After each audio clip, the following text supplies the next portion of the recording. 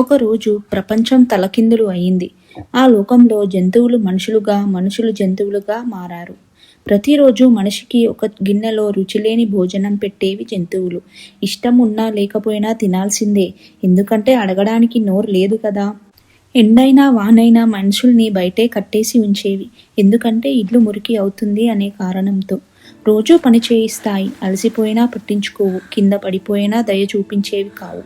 మనిషి కళ్ళల్లో నీళ్లు తిరిగాయి. అప్పుడు మేము మీతో ఇలా ఉన్నామో ఇప్పుడు మీరు మాతో అలా ఉంటున్నారు అని పశ్చాత్తాపపడ్డాడు. ఉదయం అయింది. నిద్రలో ఉన్న శివ టక్కున లేచాడు. అది ఒక కల మాత్రమే, మళ్ళీ అంతా మామూలే. కానీ ఆ కల శివలో మార్పుని తీసుకొచ్చింది. శివ తన కుక్కకి ఉన్న గొలుసుని తీసేస్తాడు. పక్షులు ఆకాశంలోకి ఎగురుతాయి, ఆవులు పొలాల్లో స్వేచ్ఛగా నడుస్తాయి. దూరంగా నిల్చొని వాటిని చూస్తూ ప్రేమ అంటే బంధించడం కాదు, ప్రేమ అంటే స్వేచ్ఛనివ్వడం అని మనసులో అనుకుంటాడు. జంతువుల మీద ప్రేమ చూపించాలని అనుకుంటే వాటిని స్వేచ్ఛగా వదిలేయండి, అంతేకాని వాటిని బంధించి బాధించకండి. ఈ వీడియో నచ్చితే లైక్ చేయండి. మరిన్ని వీడియోస్ కోసం ఎథనిక్ టోన్స్ ఛానల్ని సబ్స్క్రైబ్ చేసుకోండి.